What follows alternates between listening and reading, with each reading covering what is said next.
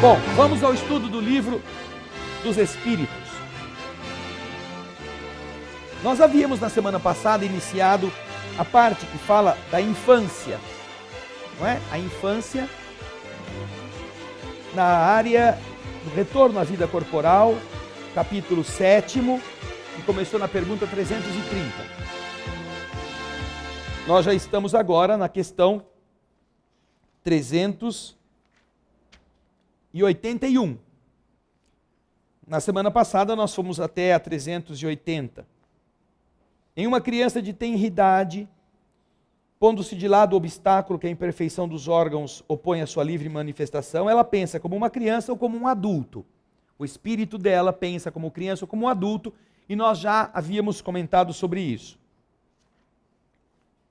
Agora nós vamos começar com a questão 381. Olha só que pergunta interessante que Kardec faz. Quando a criança morre, o espírito retoma imediatamente o seu vigor anterior? Quando a criança morre, como espírito, perdendo o corpo de criança, imediatamente ele retoma no lado de lá da vida o vigor que ela já tinha antes da encarnação?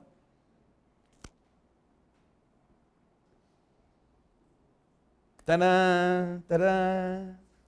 Vamos lá, Alexandre.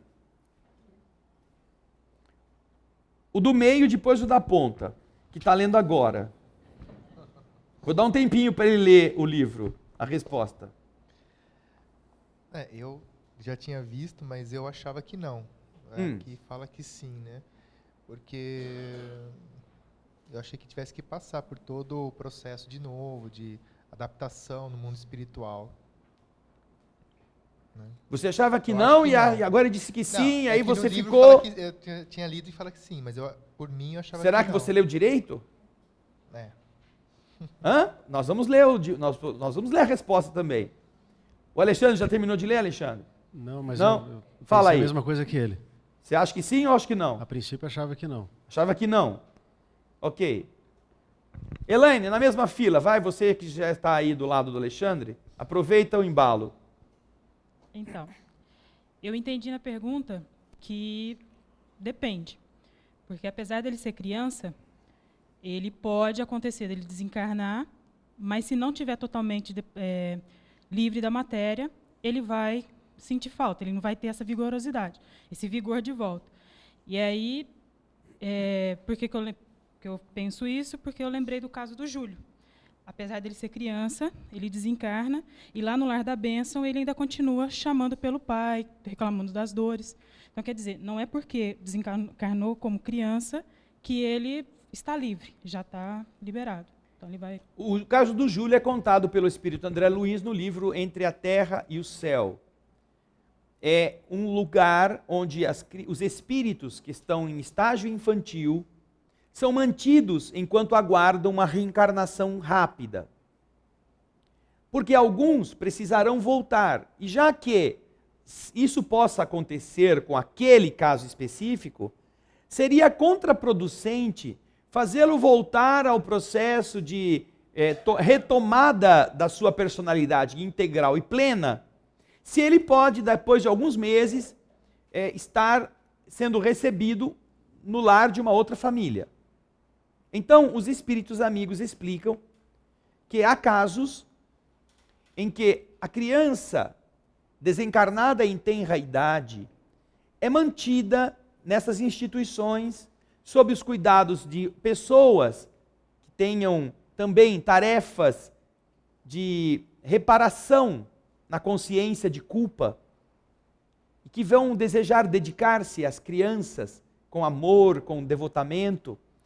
Essas tias, estes tios, eles cuidam desses, vamos dizer, não seriam orfanatos, mas seriam centros nos quais estes espíritos estarão sendo trabalhados enquanto se aguarda o equacionamento do seu processo reencarnatório para alguns tempos depois, para breves períodos adiante.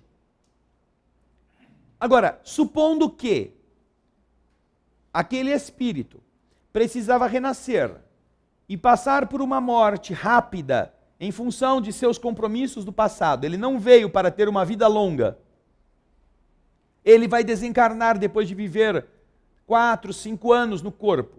Isso já é parte do seu projeto reencarnatório. Ele precisará ficar num estado de infância no plano espiritual por muito tempo? Sim ou não? Precisará ficar? A princípio não, não é? A princípio ele não precisa deste recurso. Por quê?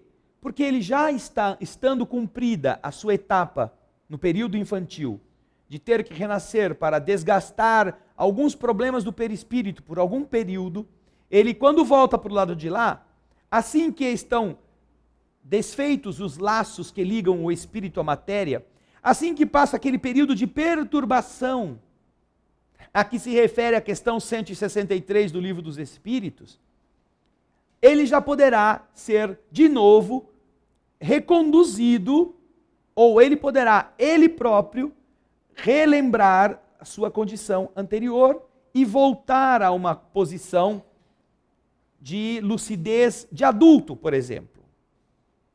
Então, estas são peculiaridades de cada caso.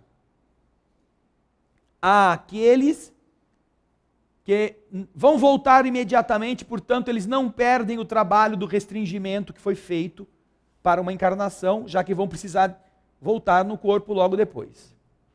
Existem aqueles que já poderão, deixando o corpo físico, liberar-se daquele entorpecimento assim que estiverem fora do período da perturbação e retomar a lucidez a respeito de quem ele é, perdendo então aquelas impressões de criancinha. Cada caso específico definirá como isso será feito. Então existem pessoas, existem espíritos que são capazes de, fazendo um mergulho neles mesmos, irem resgatando a sua personalidade e voltando a ter a forma que a mente considera a adequada para ele. Outros são levados a lugares onde, através de passes magnéticos, ele pode voltar a se lembrar daquilo que ele era antes da última encarnação. E na medida em que ele recorda, a mente ordena e ele volta a ter a forma adulta de antes. Outros são levados a determinados ambientes onde eles começam a assistir, como um cinema, a projeção dos seus motivos, de suas vidas passadas. Por que ele aconteceu de morrer cedo? Por que ele teve uma vida difícil como criança? Por que ele foi abandonado? Então, ao voltar a lembrar o fator causador daquela reencarnação de aflições, o espírito então vai retomando a sua personalidade marcante das vidas anteriores. Dependerá então de cada período, de cada método, de cada necessidade, aquilo que o mundo espiritual vai favorecer o espírito para que ele reassuma a sua personalidade. Naturalmente, existe aquele critério. Quanto mais avançado é o espírito em evolução, menos ele precisará ficar nesse estágio. Ele não precisará permanecer nessa condição por muito tempo, caso ele já seja um espírito preparado, um espírito evoluído para os padrões da Terra. Quanto menos avançado ele é, mais ele dependerá deste processo de perturbação terminar, e mais ele estará submetido à ajuda de espíritos que vão orientá-lo para que ele comece a acordar do torpor infantil. Então, não é diferente, muito diferente daquilo que o Alexandre tinha pensado. Se, como dizem os espíritos, ele desencarnou e está desembaraçado dos laços físicos, ele poderá voltar à condição viril, à condição adulta, com rapidez. Mas, se ele ainda estiver se essa separação não é completa, quando ainda existe algum laço entre o espírito e o corpo, quando a sua mente ainda está funcionando como criança, quando ele é forçado pelos seus entes queridos a se manter na condição infantil, isto produz nele um tempo maior para que ele possa voltar a ter a ideia de que ele já não é mais criança. É a resposta que dão os espíritos. Vamos lê-la. A pergunta é: morrendo a criança, o espírito retorna ou retoma imediatamente o seu vigor anterior? Resposta: ele o deve retomar, pois está desembaraçado do seu envoltório físico. Entretanto, não readquire sua lucidez anterior, a não ser quando a separação for completa, quer dizer, quando não exista mais nenhum laço entre o espírito e o corpo. Então observamos, na resposta dos espíritos, que a regra é: se você não está mais preso ao corpo de carne, se você já desencarnou, já está livre da matéria, é natural que você possa retomar a sua condição anterior. Agora, é preciso saber se sua mente não criou um laço com a matéria. Se você, como espírito, não está preso à matéria por sua mente viciada naquela condição. Porque enquanto isso for assim, você continuará nesse estágio. Você continuará vivenciando aquela experiência de infantil. Perguntas, dúvidas? Podem levantar a mão os que quiserem perguntar. Você levantou a mão? Eu não vi. Ah, isso aí, Rodiner. Se eu que estou de frente não vi, imagina o outro que está de costa para você. Vai lá, Valdiner. Ele então sugere a seguinte circunstância: a mãe mata o filho, seja depois de ter nascido, seja antes, com ajuda ou sem ajuda do pai. Essa criança vai estar vinculada a essa mãe pelo ódio, desejando prejudicá-la ou não? Bem, não importa qual seja a circunstância, nem importa qual seja a idade do espírito na carne, o fato de ele querer vingar-se tem ligação estrita com a evolução do espírito. É isso que vai decidir se o espírito estará perseguindo aquele que fez mal ou não. É o grau evolutivo. É se ele foi capaz de compreender que aquela pessoa estava em desajuste, estava em desequilíbrio, que ela não tinha outra escolha na sua ilusão, e deixar isso para lá. Não quer dizer que deixou de ser crime. Porque o crime não está vinculando a vítima ao agente. O crime vincula o agente ao ato,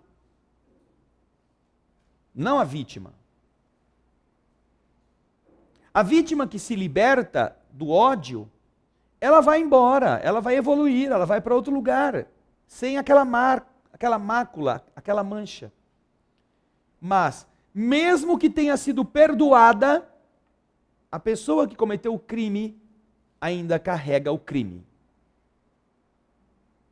Porque o crime demonstra imperfeição, demonstra equívoco, demonstra fraqueza. Pode ser um crime pequeno ou pode ser um crime grande. Vocês aprenderam,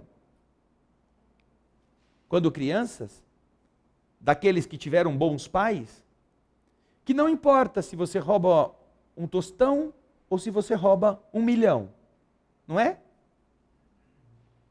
O ato é o mesmo. Assim também é no plano espiritual. A imperfeição, ela se manifesta nessas coisas. E a quantidade não é importante. O montante, apenas é uma contingência do ato. O ato é o mais sério. Então, essas pessoas que desrespeitam a vida, seja de criança, seja de adulto, seja com atos comissivos, seja com atos omissivos, seja tendo praticado com vontade ou tendo se omitido, tendo enfiado a faca ou tendo deixado de alimentar, aquelas pessoas que fazem isso vão ser responsáveis. É de se pensar que aquelas pessoas que receberam este tipo de atitude provavelmente também deviam alguma coisa. Provavelmente deveriam passar por alguma experiência dessa natureza, com a qual eles também estarão aprendendo. Porque o comum é a gente achar que a gente é vítima, e aí por raiva é o mecanismo da vingança que os espíritos ignorantes muitas vezes desejam impor aos que foram seus algozes, como mãe, como pai, por exemplo, no aborto. Não, eu confiei nele, falou que me ia ajudar e me matou, agora ele vai ver só, eu vou matá-lo. E alguns inclusive conseguem, por causa da culpa. Mas esse raciocínio acontece desse jeito por quê? Porque naquele caso, naquele momento, o espírito desconhece que em algum momento no passado ele também matou. Ele também fez algo igualzinho àquilo que ele recebeu. E na medida em que ele pode ser instruído a respeito deste assunto, quando ele é levado a uma reunião mediúnica, por exemplo, que o doutrinador, o esclarecedor, inspirado pela mão invisível, ou os espíritos amigos, projetam para que ele veja o que ele já fez no passado, aí então ele compreende que, apesar de ter sido um crime o que ele sofreu, ele mereceu. Mesmo fazendo o que não era devido, a mãe que o matou acabou fazendo algo que ele precisava enfrentar. Então, o melhor nesse caso não é ficar com raiva dela, porque ele recebeu algo que ele mesmo havia semeado, segundo a lei do universo. Nós teremos que colher o fruto que nós plantamos. Por isso, Waldiner, não importa em qual circunstância, a condição que o espírito vai ter depois dependerá do grau de entendimento, de evolução que ele tenha a respeito deste mecanismo. E é por isso que as casas espíritas, as tarefas mediúnicas, elas são, apesar de não serem a única forma de se auxiliar essas entidades, elas são uma eficiente maneira de fazer com que esses espíritos, por estarem em contato com um médium, tenham de novo ativada a lembrança, possam sentir os eflúvios do campo vital, dando-lhe condições de pensar com clareza, ouvir com nitidez, falar com lucidez e recuperar lembranças. E é então que os amigos espirituais colocam a medicação que esta alma precisa. E graças a isso, ela pode recuperar-se mais depressa, abdicando do desejo de matar-se. Pede para fechar a janela, por favor. Abdicando do desejo de continuar a se vingar. Por isso é que o problema não é o mal em si, não é o que você fez ou o que você deixou de fazer. É que evolução você tem, com como você vai encarar isto. Entende? Mais alguém? Cícera. André, eu tenho uma pergunta, né? Uma criança, por exemplo, de 10 anos, 6 anos, que é assassinada, ela pode ficar nesse período de perturbação muitos anos, assim, perdida, sem saber que está morta, sem receber socorro? Porque eu já vi pessoas relatar fatos, eu sei duas histórias que eu me lembro agora.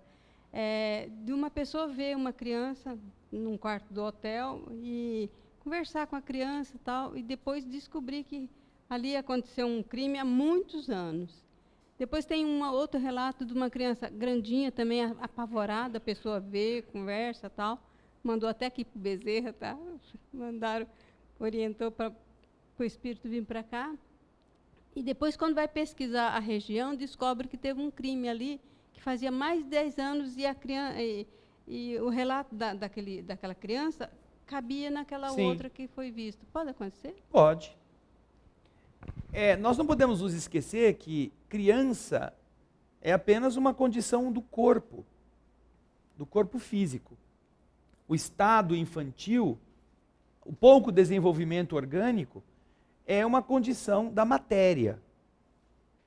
Agora, o que faz o espírito estar nessa condição, o porquê que ele foi vítima de um homicídio, ou o que faz dele um ser que não consiga ver o auxílio que possam estar entregando a ele, ou que ele não tem ainda a maturidade de fazer uma oração, ou pedir ajuda, ou de procurar, em vez de ficar lá dentro daquele lugar, ele procurar apoio numa igreja, em alguma instituição que ele possa ter visto, não é? Agora, essas são escolhas da alma. Por que aquela alma não tomou uma atitude? Talvez porque ela tivesse medo de saber que ela passou por aquilo. E a mente, ainda mantendo a cena na sua visualização, impõe a ele aquela forma.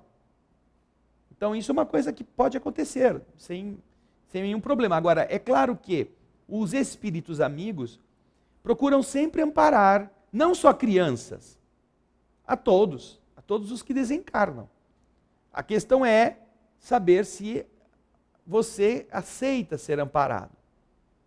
Nós já tivemos aqui em nossa instituição várias ocasiões em que entidades de crianças se manifestam pelos médiuns.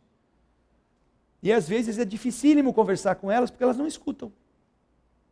Elas só querem a mãe, quero a mãe, quero a mãe, eu quero a minha mãe, quero a minha mãe. Estou com medo, quero... Elas não param e escutam. Então, às vezes, isso é uma forma de ajudar a criança, o espírito, para que ele possa desabafar, desafogar-se. As vibrações do médium, de um corpo físico, possibilitam que ele drene um pouco da sua angústia. Às vezes, depois disso, o esclarecedor fala, olha, você tem uma pessoa do seu lado, um amiguinho. Às vezes ele vê uma outra criança, que também foi trazida.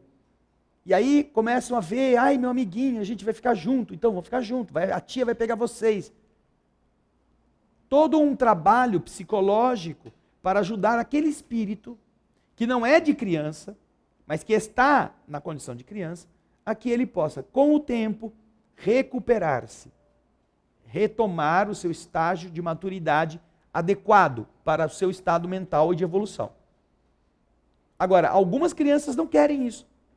Querem ficar onde estão, querem continuar brincando. Por isso que, muitas famílias relatam que o seu filhinho tem um amiguinho invisível. Ele brinca, ele pede para a mãe colocar mais um prato na mesa, porque o amiguinho vai almoçar com ele.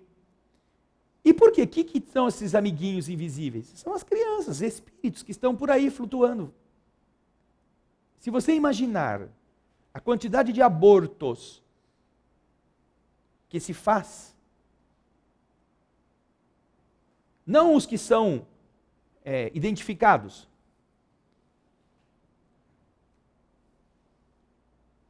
A Segunda Guerra Mundial, em 5 anos, dizimou 50 milhões de pessoas.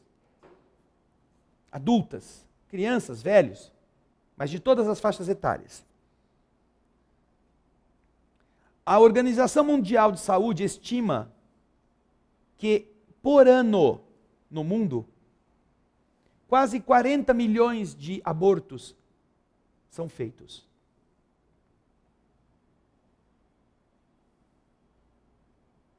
Por ano. Só naqueles casos que foram relatados. Imagina aqueles que não foram relatados.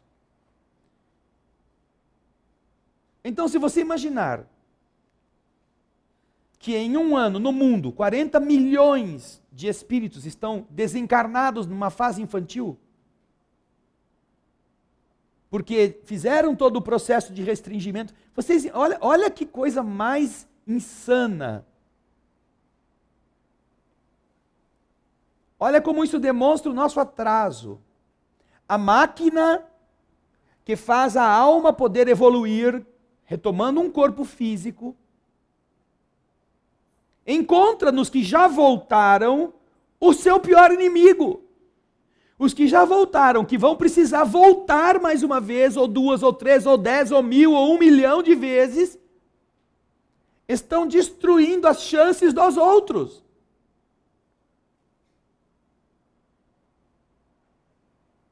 Então você imagina o que é o trabalho insano de você, no plano espiritual, preparar reencarnações. Preparar espíritos para voltar. Seja por obrigação, por reencarnação compulsória, seja por reencarnação comum. Ainda assim, a reencarnação comum exige todo um conjunto de esforços para você fazer materializar na carne um outro espírito. E o que acontece? Por ano, de todo esse esforço, 40 milhões são abortados. 1/4 da população brasileira. Isso que é o número que se conhece, sem falar no que está por fora. Então você imagina a quantidade de espíritos desajustados, espíritos ainda em condição infantil, espíritos não preparados para perdoar, espíritos com ódio desta sociedade que está acabando com a sua chance de se melhorar.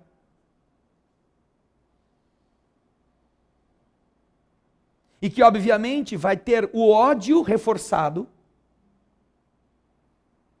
por ter sido expulso injustamente, cruelmente. Então é muito comum que se encontre esse tipo de sofrimento no plano espiritual. Então o que eles fazem? O mundo espiritual, amigo, o que ele permite? Ele permite que essas crianças que não têm outros amigos possam estar, às vezes, perto de uma criança, amiguinho dele, que tomou um corpo físico. E com isso, eles terem companhia para poder passar um tempinho, porque o outro amiguinho enxerga ele sente que está vivo. E quem sabe a partir disto, o outro, utilizando a criancinha, entre aspas, como médium, não como médium técnico, incorporando na criança, não, mas como aquele que é o meio da criança, brincar com a criança e a criança se sentir querida pelo outro amiguinho. A partir desta empatia, espíritos amigos conseguirem resgatar aquele serzinho pequeno do lado de lá e dizer, não, mas você vai ter mais outros amigos, vamos lá que nós vamos levar você para você brincar também. E ajudar a criança a sair da fixação que ela possa ter vivenciado nas experiências tristes. No caso do aborto, no caso do homicídio infantil, do infanticídio. Então, Cícera, existe um mundo que nós sequer cogitamos. Nós não sabemos, nós encarnados, nós aqui na Terra, nós não temos noção de quantos são assassinados por dia. Para nós é uma surpresa descobrir que a cada ano, quase que toda a população que morreu na Segunda Guerra é assassinada pelos que estão em países civilizados. Sem precisar de bomba, sem precisar de Hitler, de Stalin, de Churchill, de Roosevelt. São assassinados pelos seus pais.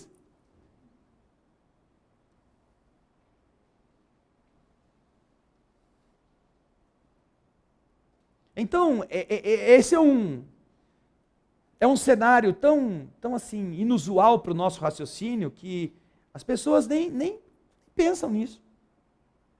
E ainda ficam dando ouvido a um monte de campanhas aí tentando fazer o aborto ser aprovado. Para quê? Mais do que isso? Você precisa de mais do que isso ainda? Agora querem tornar legal o absurdo? Ué. E alguns dizem, ai não, é que tem muita mulher que morre. Ai, fizeram uma enquete e descobriram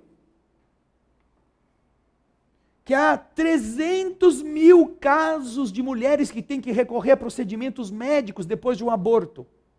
É por ano. No Brasil isso. 351 mil mulheres têm que dar entrada em hospitais por terem feito abortos clandestinos. É verdade.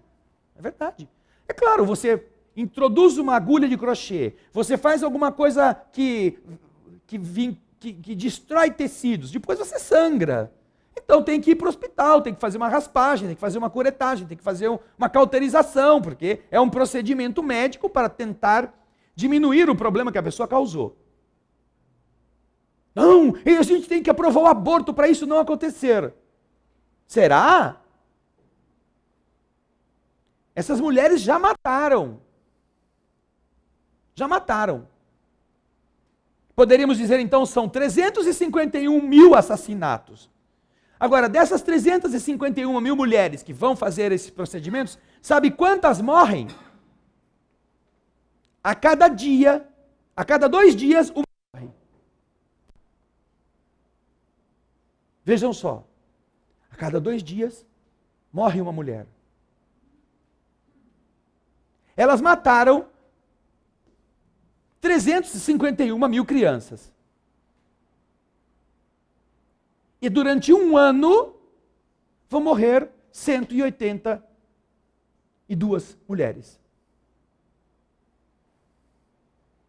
Esse é o argumento para produzir a lei que autoriza que você continue matando agora com liberdade? Não me parece sério. Agora, tirando essas questões do nosso dia a dia, da nossa vida física, imagina a condição desses espíritos do lado de lá.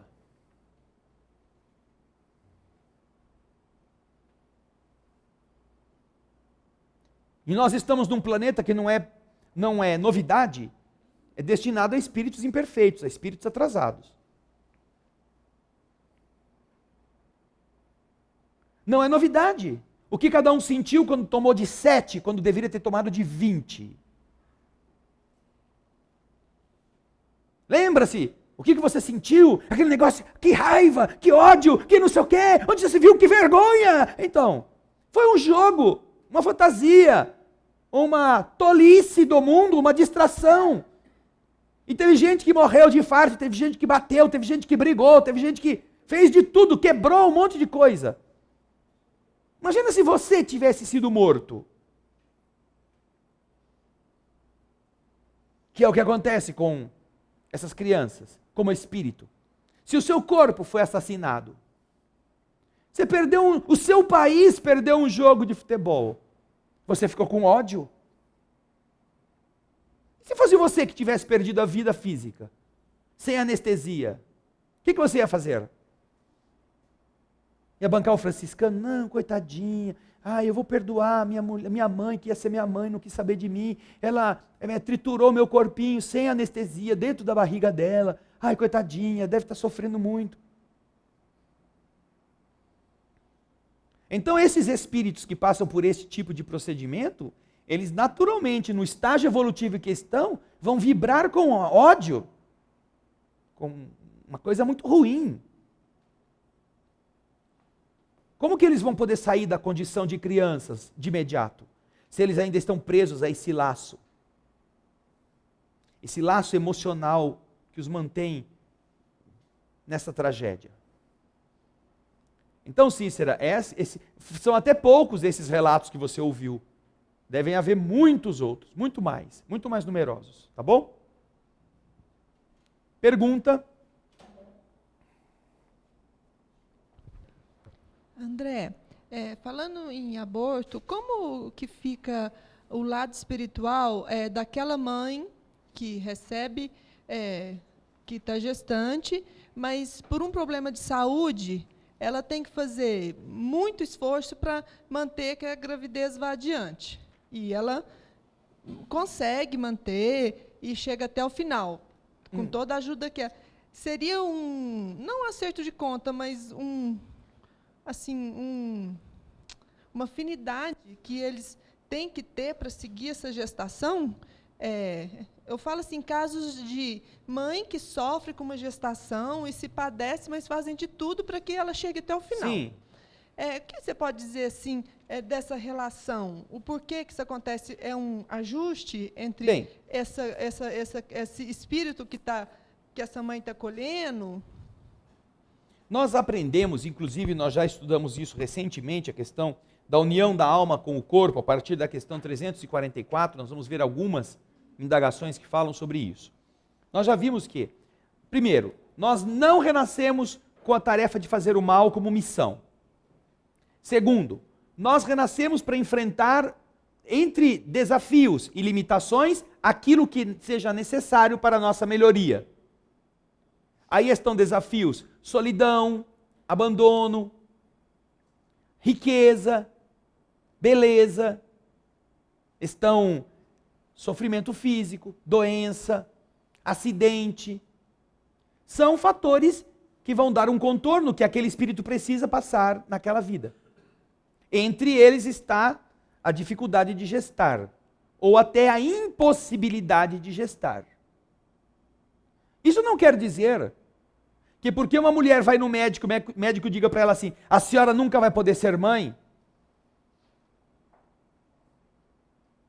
Desde que ela tenha o útero, o ovário funcionando e o mecanismo biológico estando preservado, a opinião do médico é só uma opinião. Porque, naturalmente, ela talvez precise passar por uma dificuldade de engravidar, por um dia não ter respeitado a gravidez, em outras vidas. Talvez ela precise passar a vida toda sem engravidar.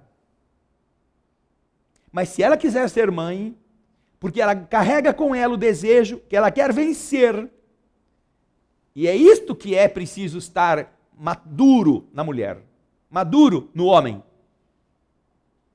Há um obstáculo, mas apesar dele, nós vamos enfrentar, nós vamos atrás, nós vamos buscar, nós vamos pedir. E, inclusive, uma das formas mais lindas de você assinar a sua petição perante Deus é adotar. Eu queria muito ser mãe com o meu filho crescendo dentro de mim. Mas enquanto Deus não me permite isto, apesar de eu fazer tratamento, apesar de eu fazer fecundação in vitro, a fecundação exterior, apesar de eu fazer tudo aquilo que implantação, tudo que a ciência moderna permite, eu não vou ficar esperando só isso. Eu quero ser mãe. Então eu vou procurar alguém que eu possa dar meu amor.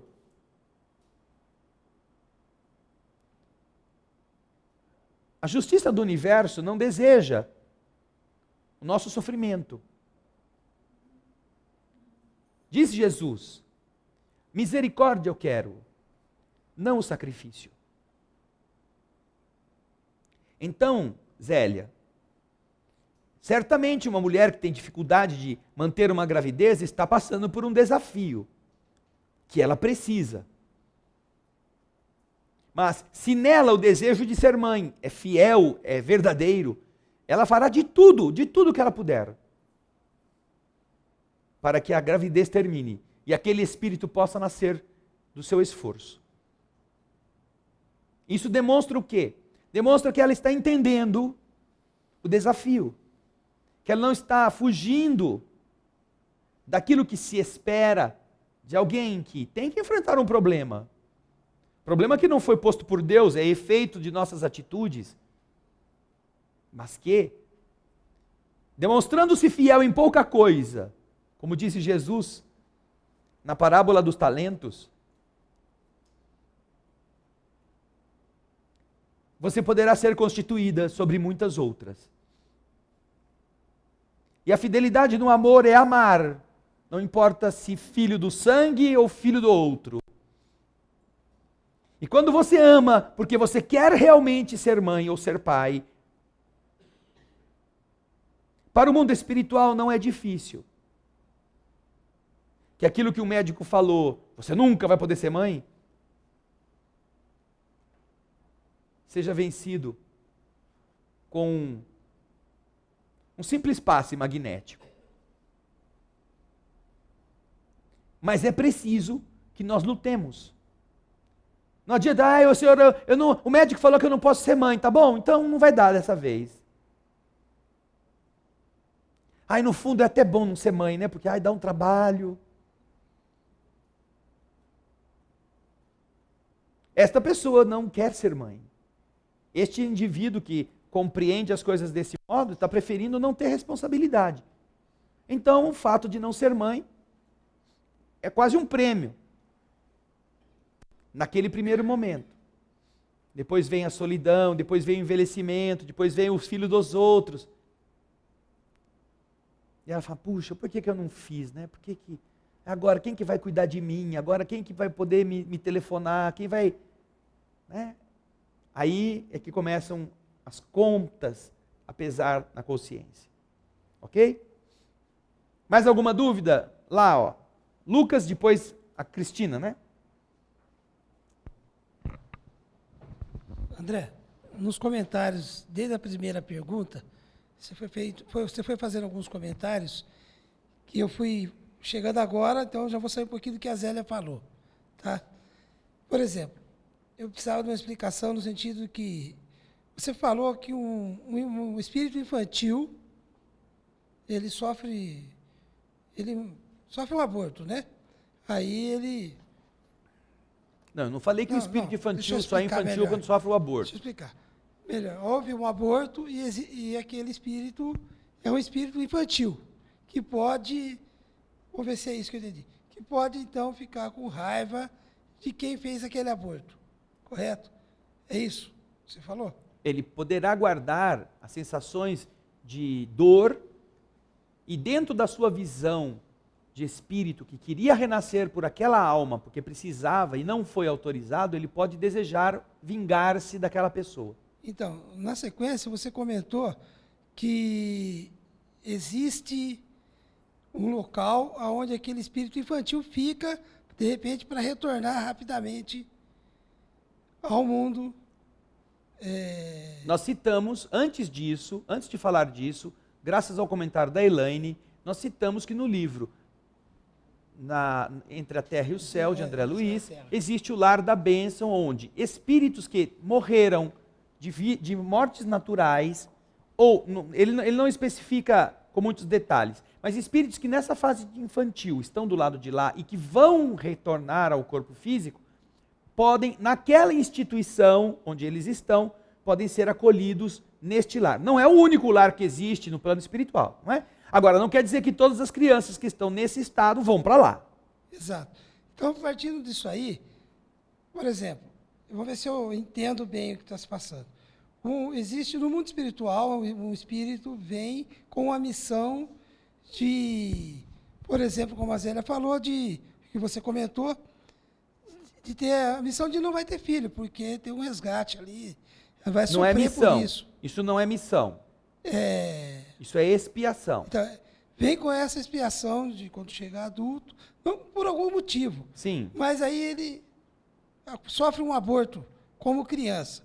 Ele era um espírito adulto no mundo espiritual, veio para aquele corpo, sofreu o aborto, e ele vai ficar criança sempre? Não. É isso aí que eu gostaria que você Não. fizesse um... Ele vai ficar nesse estado até que ele possa ser auxiliado por ele mesmo, ou por alguns espíritos que possam ajudá-lo a ele entender o que aconteceu. Se houver condições de ele voltar a um corpo físico, ele poderá manter-se assim, nesse estágio, pelo tempo necessário para retomar uma encarnação através de outra pessoa, de outra mãe. Se não for possível, ele será levado aos processos de recuperação da sua lucidez como um espírito adulto e terá que arquivar essa experiência ruim como um ensinamento para ele mesmo evoluir. Então, dependerá das condições que estão previstas para ele. Aqui na frente, a Cristina.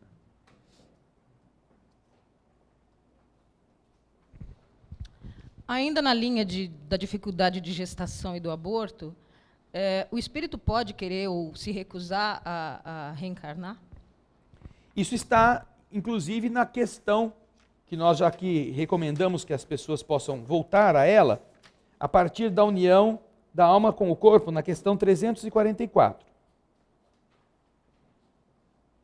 A 345 diz assim: a união entre o espírito e o corpo é definitiva a partir do momento da concepção? Durante esse primeiro período, o espírito poderia renunciar em habitar o corpo designado? Resposta: a união é definitiva no sentido de que um outro espírito não poderia substituir aquele que está designado para aquele corpo. Porém, como os laços que o prendem são muito fracos, rompem-se facilmente, podem romper-se pela vontade do espírito que recua diante da prova que escolheu. Neste caso, a criança não vive. Essa é a resposta que os espíritos dão. Ok? Bem, vamos à questão seguinte, 382. Sofre o espírito encarnado durante a infância com o constrangimento que lhe impõe a imperfeição de seus órgãos? A Ana Paula colocou aqui para mim, antes da gente voltar para essa questão 382, o capítulo 9 do livro Entre a Terra e o Céu, cujo título é No Lar da Bênção. Aqui, eles têm, além de cuidar da criança, eles têm uma escola de mães também. O Lar da Bênção é uma escola de mãe e é um domicílio dos pequeninos que regressam à esfera carnal. Mães vão se preparar para ser mãe, melhor do que já foram, e as crianças que vão precisar retomar a encarnação que foi interrompida, permanecem ali, nesse estágio infantil por um tempo. E aí ele conta toda a estrutura, como que as mães vão visitar os filhinhos, como que as tias vão cuidar deles, etc, etc. Capítulo 9 do livro Entre a Terra e o Céu. Obrigado, Ana Paula. Agora a questão 382, que nós já lemos, pergunta: durante a infância, um espírito pode estar ocupando um corpo que tem uma deficiência qualquer.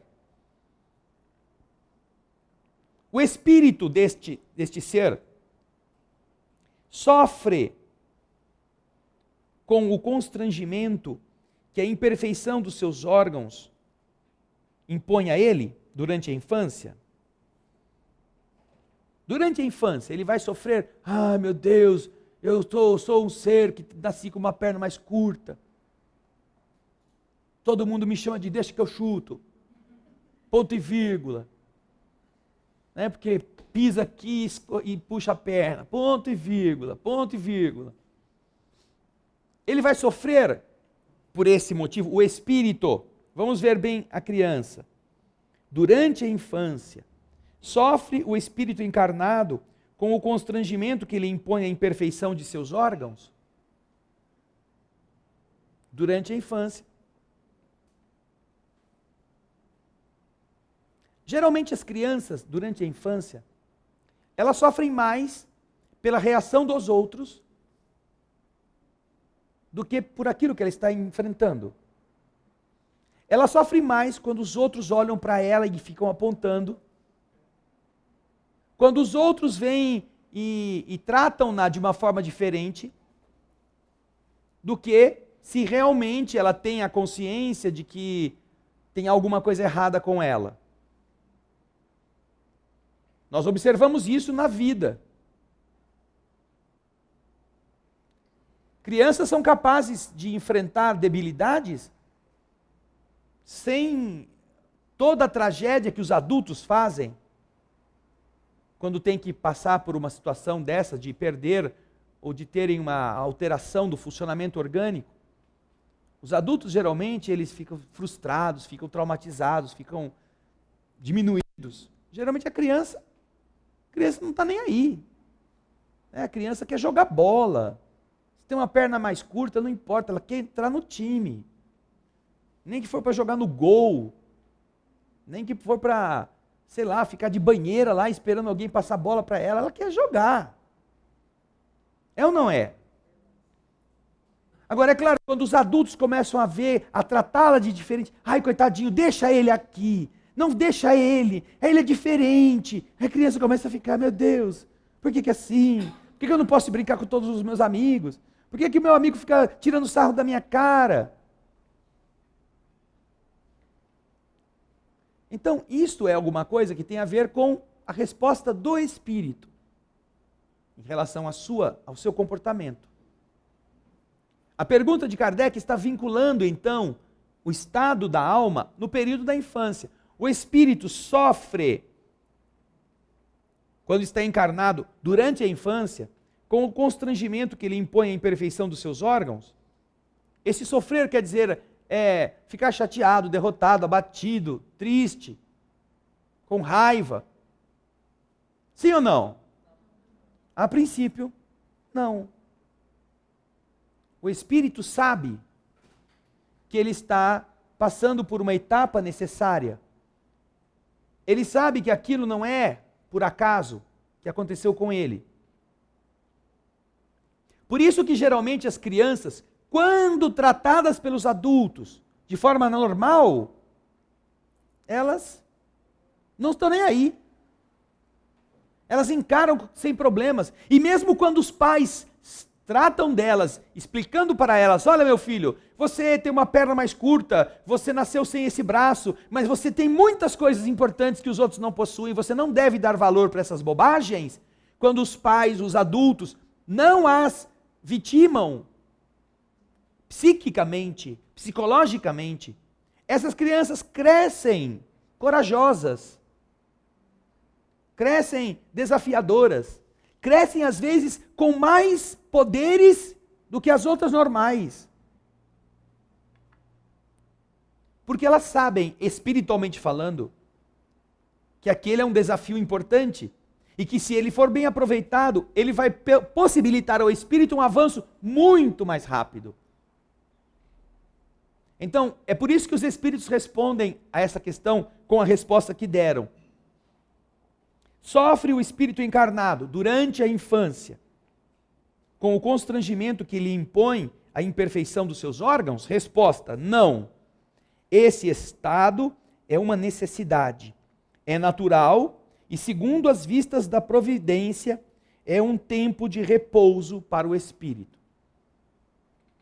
Esse é um estado em que o espírito está ali, crescendo, brincando, sem aquelas responsabilidades. Mais para frente, aí ele vai ter que encontrar os preconceitos, vai ter que encontrar uma sociedade cruel, uma sociedade cínica, uma sociedade irônica, que vai tratá-lo talvez com um misto de inferioridade, de ignorá-lo, de humilhá-lo, mais para frente.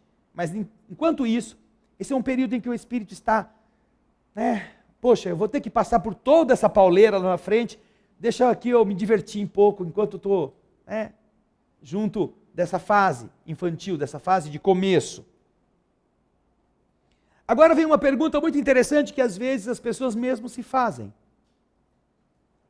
Antigamente, eu contei aqui na semana passada, que quando eu era criança, às vezes minha mãe falava assim, vamos visitar a dona fulana, que o filho dela abriu o olho. Fazia uma semana que tinha nascido, mas não podia visitar a criança enquanto não abriu o olho. Alguém se lembra dessa fase aqui? Levanta a mão. A criança, no nosso tempo de vida, quando nós éramos crianças, o filho dos outros levava uma semana para abrir o olho. Imagina. Quando abria. Aí ela ficava enrolada que nem um charuto lá, dura. Você só sabia que não tinha morrido porque respirava. Ou porque gritava que estava com fome. Mas levava uma semana para abrir o olho. Tinha isso. Às vezes levava mais tempo. Então, você imagina, poxa, veio na terra, já está na terra. Quanta coisa não dá para ver em uma semana. Mas está de olho fechado. Chama aí o Juninho. Está de olho fechado. Não abre o olho. Uma semana vou ficar assim, de protesto. Movimento do trabalhador sem olho. Porque o engraçado, né? O movimento do trabalhador sem teto, o MST, movimento na MNST, uma coisa assim, né? Eles estavam antes reclamando que não tinha teto. Hoje eles estão invadindo a empresa de telefone, porque eu acho que eles estão movimento dos trabalhadores sem telefone. Porque esse movimento está fazendo protesto contra o serviço de qualidade do serviço telefônico. Muita coisa a ver com sem teto, né? Mas imagina o carinha estar lá uma semana sem abrir os olhos. Imagina se fosse hoje. Se sair da barriga da mãe de olho fechado, o médico já põe no lixo, né? Isso aí que está com defeito de fábrica. Não está de olho aberto. Aconteceu alguma coisa. É grave. A criança já sabe, né? Onde é que eu vou aqui? Onde que é a sala de recuperação que eu já vou lá? Pô, podia ter posto uma enfermeira mais bonita para cuidar de mim. Põe esse troglodita aí. Ou seja, a criança já está ativada. E se isso mudou, porque não era assim? O tempo que a criança abriu o olho, depois o tempo que a criança primeiro engatinhava. Né? A criança, naqueles tempos, ela ficava no berço, amarrada. Depois, quando começava a querer se mover, aí começava a rastejar que nem uma lagarta. Aí primeiro rastejava, uns rastejavam de frente, outros rastejavam sentado. Depois de rastejar sentado ou de frente, aí começava a querer subir no móvel. Hoje a criança sai de patinho da barriga da mãe, já sai escorregando lá, dando desses malucos que vão nessas pistas de skate. A criança já não tem mais esse negócio de engatinhar. Uma ou outra ainda faz isso, saudosista. Mas a molecada já sai correndo. Já sai... Até quem não pode andar já sai andando. Nós atendemos uma menininha aqui que tem problema na perna, problema no pé, na cirurgia espiritual. O médico falou, não, eu tenho que fazer cirurgia porque o pé tem defeito, ela não vai andar. Pergunta se alguém consegue segurar a menina com defeito. Está andando aí, que nem um corisco. Então, a pergunta é, se essas coisas estão acontecendo, né? Ou seja, se cada vez mais a infância está ficando menor, como era antigamente, por quê? Qual é para o espírito a utilidade de passar por esse estado? Por que que é algo importante? Que não nasce já ninguém grande. Por que que nasce criança? Por que que é importante passar por esse estágio de infância? Hein? Qual que é a função?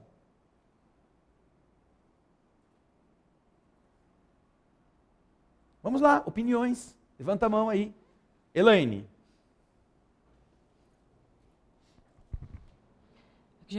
Geralmente na infância a criança ela é mais maleável, né? Como ela não sabe nada, então no primeiro momento ela aceita ser ensinada. Então eu acredito que para educar, para você moldar, é muito mais fácil desde pequenininho do que você pegar uma criança, uma pessoa já adulta e tentar modificar algumas coisas nela. Vamos passar então pelo raciocínio mais amplo de qual é o estágio evolutivo da Terra. A Terra é um planeta de prova e expiação. Os tipos de reencarnação, os tipos de espíritos que reencarnam aqui são espíritos imperfeitos, daquela fase mais localizada na parte da terceira ordem, da pergunta 100, do que da segunda ordem. A maioria está em processo de resgate, em processo que precisa da dor para enfrentar o seu futuro. Agora, se espíritos são assim, quando eles renascem, eles vão ter que, a princípio, ser colocados para experimentar coisas que os corrijam. E se ele nascesse com a consciência lúcida de quais são os seus defeitos e que ele gosta de ser daquele jeito, quem é que ia conseguir em uma vida tirar o vício do cigarro do bebê que já saiu fumando uma piteira da barriga da mãe dele? Você quer leite? Quer nã? Não, quero Marlboro. Pô, mas já, não é isso que eu gosto, isso que é gostoso. Então, no nosso estágio evolutivo de um mundo de prova e expiação, o período da infância congrega 2 fatores. Primeiro, o esquecimento. E segundo, a capacidade de ser modelado novamente por outros adultos. Por adultos que possam ajudá-lo a ele ter uma visão, a princípio, diferente das suas tendências. Para que, quando ele voltar à idade adulta, ele possa ter: ah, mas meu pai me ensinou diferente. Minha mãe me deu uma outra orientação. Eu não vou fazer isso, apesar de eu gostar, apesar de eu ter vontade. Porque senão é repetir o mesmo erro. Ou não? Se ele não tivesse infância, se a infância não fosse para ele um momento em que ele esqueceu tudo errado e começa a aprender de novo, se ele já viesse com tudo na cabeça, o que ele foi, o que ele é, ele ia querer ser igual.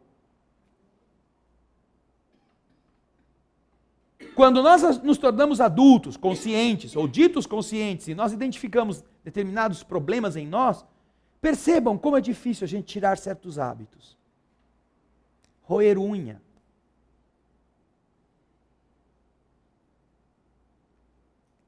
Colocar as coisas em ordem. Como é difícil fazer coisas mínimas, depois que você já acostumou a ser torto. E você é senhor de você. Você é aquele que diz: não, se eu disser isto, eu vou fazer se eu quiser. E eu não vou fazer se eu não quiser.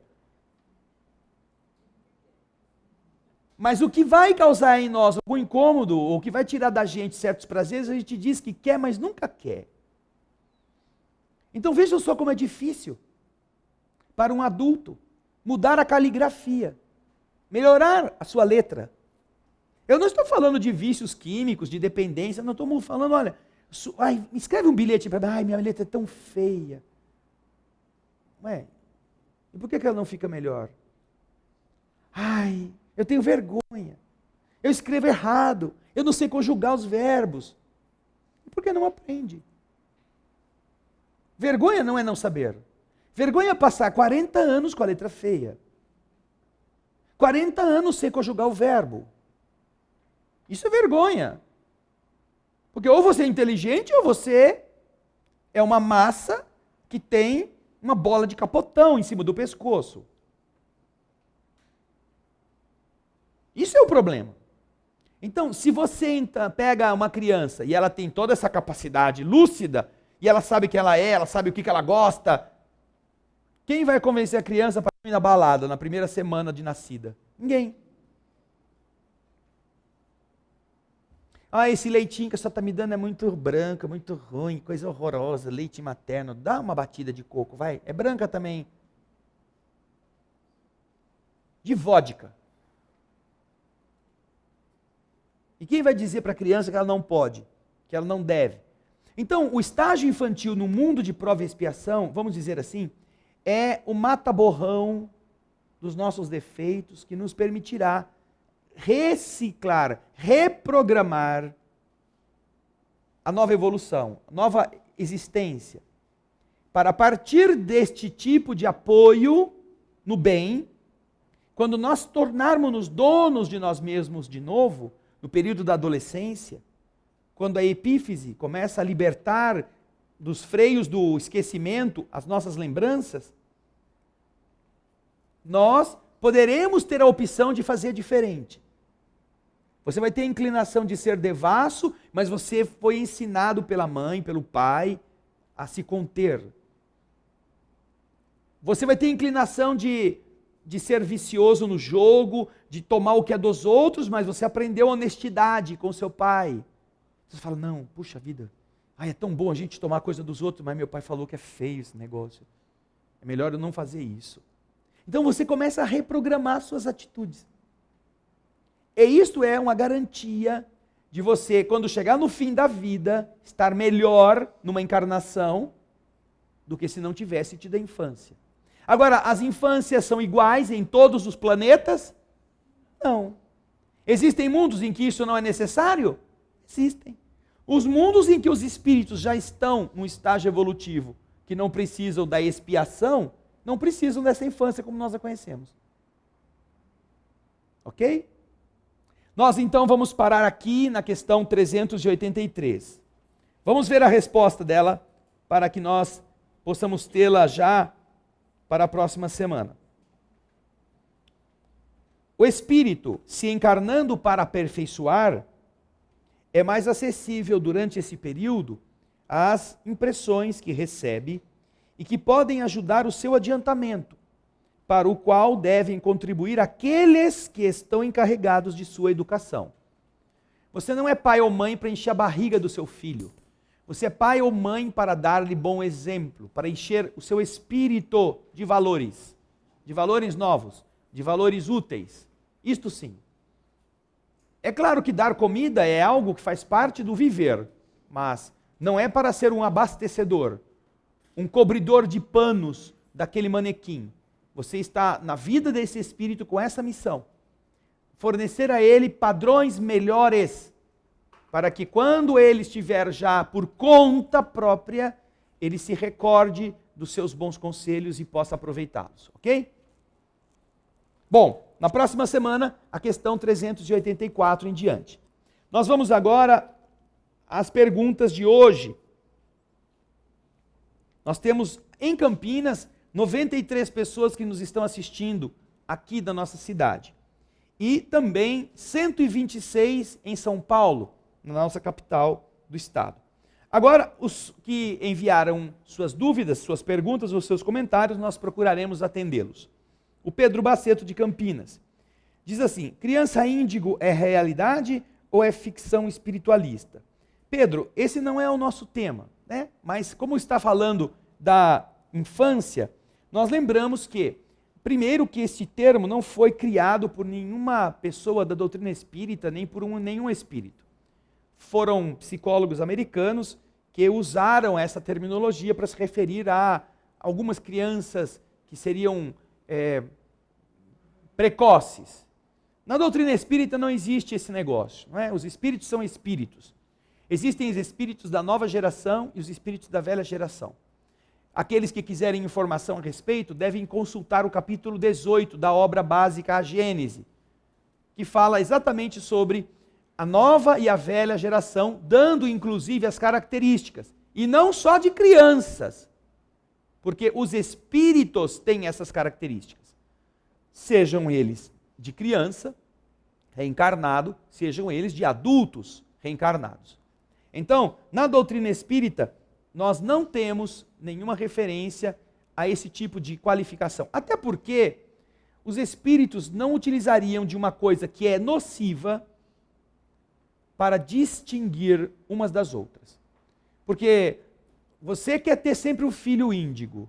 Depois que começou a nascer muito filho índigo, aí eles inventaram o filho cristal. Não, você mata o seu filho índigo e engravida de novo, porque agora a moda é filho cristal. Aí quando começou a ter muito filho cristal, todo mundo agora só queria ter filho cristal. Aí vem o quê? Vem filho diamante. Aí vem filho tungstênio. E os filhos bananeiros, os filhos abobrinha, os filhos chuchu. Ninguém quer ter? Ninguém. Então, estas são terminologias que servem perfeitamente à vaidade das pessoas, ao orgulho de homens e mulheres que eles sim são crianças. Eles sim ainda não aprenderam a crescer. E ficam disputando se os filhos dele vão ser melhores com esse tipo de exemplo, tá bom? Mas não tem nada a ver com a doutrina espírita, nem com os conceitos espirituais que a gente observa nas obras básicas. Obrigado, Pedro, um abraço para você. A Rosimar, lá de Madison, nos Estados Unidos. Se a espiritualidade encaminha um espírito para a reencarnação, que precisa passar pela prova do aborto, como é possível saber que a mãe irá abortar? Não é possível. Não é possível saber que ela vai abortar. Mas pode acontecer várias coisas.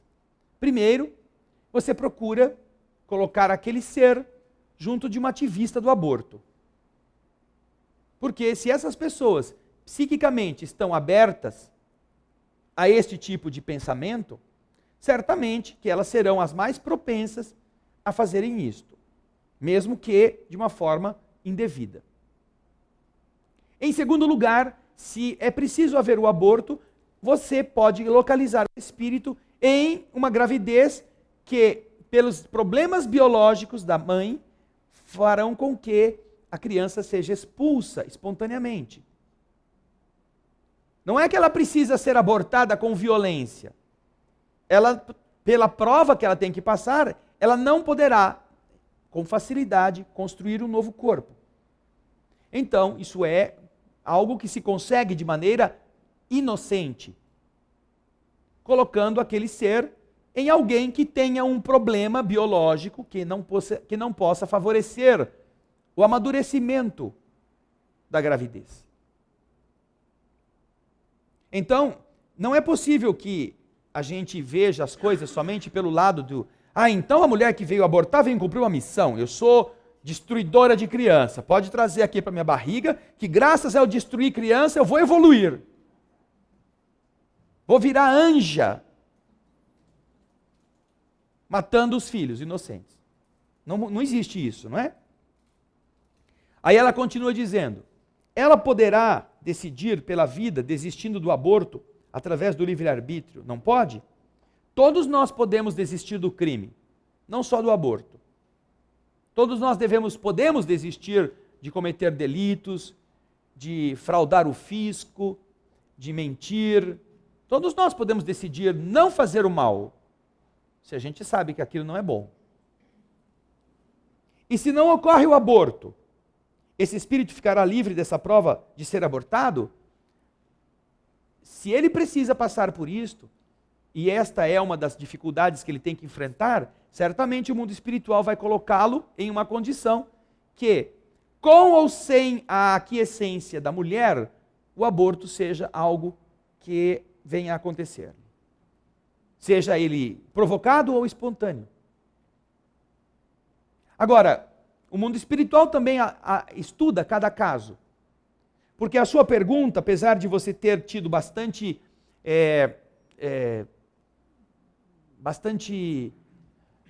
raciocínio para criar uma situação de aparente contradição, Rosemar, não é diferente. Não é diferente de uma postura comum. Antigamente todo mundo morria de tuberculose. Aqueles que estavam expostos ao bacilo de Koch, aqueles que tinham fraquezas orgânicas, aqueles que viviam expostos à friagem, muito facilmente morriam da tuberculose. Mas então a pessoa veio para morrer da tuberculose? Veio para morrer de uma situação desse tipo, parecida com isso. Aí o homem então descobriu a vacina, ou bacilo de Koch, e conseguiu criar mecanismos para que a doença não mate mais ninguém. E agora? E os que tinham que morrer de tuberculose? Quer dizer, Deus não pode autorizar que os homens melhorem suas vidas porque alguém tem que morrer de tuberculose? Ora, se não vai morrer de tuberculose, não pode morrer engasgado? Estava chupando uma bala, que nem o Ricardão não para de chupar bala desde que ele está aqui. Toda hora ele abre uma bala, toda hora ele abre uma bala, toda hora ele abre... Aí fica roxo, aí morre. Morre engasgado. Tinha que morrer de tuberculose, morreu de bala engasgada. É a mesma coisa, não é? É a mesma coisa. Pega uma pneumonia, não é tuberculose, morreu de pneumonia. Engasgou com a saliva. Foi comer uma azeitona, a azeitona entrou no lugar errado, até chegar alguém e já tinha morrido. Não pode acontecer? Não. Agora, isso vai impedir que aqueles que possam não morrer de tuberculose por causa de uma vacina, vão ter que morrer de tuberculose? Então, Rosemar, vamos raciocinar pelo sentido inverso. A bondade de Deus tenta aliviar a dor e o sofrimento de todos. Por todos os caminhos. Havendo boa vontade, havendo desejo, havendo sincero empenho, Quem veio para perder um braço pode perder um dedo. Ou pode não perder nenhum dedo. Mas tem que fazer alguma coisa. E não é só rezar. Tem que valer a pena. Então, se por algum motivo nós estamos vendo que aquela mulher não vai abortar, então o que vai fazer? O espírito tinha que ter sido abortado. Não vamos deixar ele nascer. Será? Às vezes sim. Às vezes o mundo espiritual produz algum tipo de impedimento natural que a mulher não consiga manter a gravidez. Ou então, às vezes, o espírito vai nascer e logo depois vai perder a vida. Vocês viram que na Tailândia uma criança estava sendo velada, voltou à vida? Estava no caixão, voltou à vida. Voltou à vida. Hoje ela foi enterrada. Morreu de novo. Você está desinformado, hein, Norilei? Bem desinformado, inclusive. Estava no velório a criança lá, todo mundo velando, chorando, daqui a pouco a criança volta à vida. Interromperam o velório, acho que fizeram uma festa, né?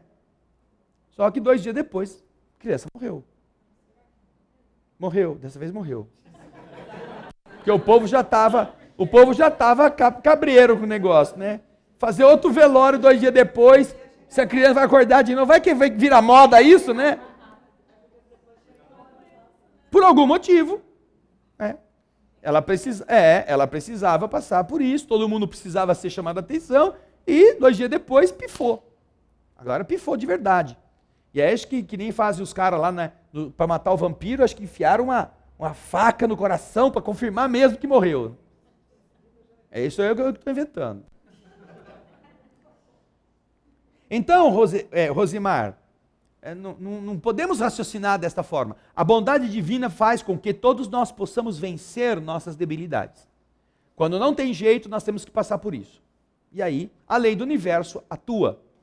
Então, não existe esse negócio, mas ele tinha que morrer naquele dia e não morreu. Se você leu o livro Obreiros da Vida Eterna, dos 5 casos de desencarnação que o mundo espiritual vem produzir, os espíritos vêm desligar 5 pessoas da Terra. Desligam 4. Uma não desligam. Uma se recupera e tem a sua morte, a sua desencarnação adiada por alguns meses. E então? Mas não estava escrito que tinha que morrer? Não estava escrito. Há sempre no universo aquilo que Jesus fala e nós vamos repetir. Misericórdia quero, não sacrifício. Há um motivo justo? Há um motivo verdadeiro? Há um motivo nobre? Então, este motivo cancela o motivo anterior, até que ele perdure. Quando ele termina, então, voltamos ao antigo. Agora pode matar, pode cortar os laços. Chegou a hora. Certo? Muito obrigado, viu, Rosemar, pela sua pergunta. Alguma outra, Ana Paula? Ok. Então, nós estamos nos acercando do término do estudo de hoje e queremos lembrar a todos vocês que esta é uma temática bastante importante porque diz respeito a todos nós como filhos, a todos nós como pais e mães.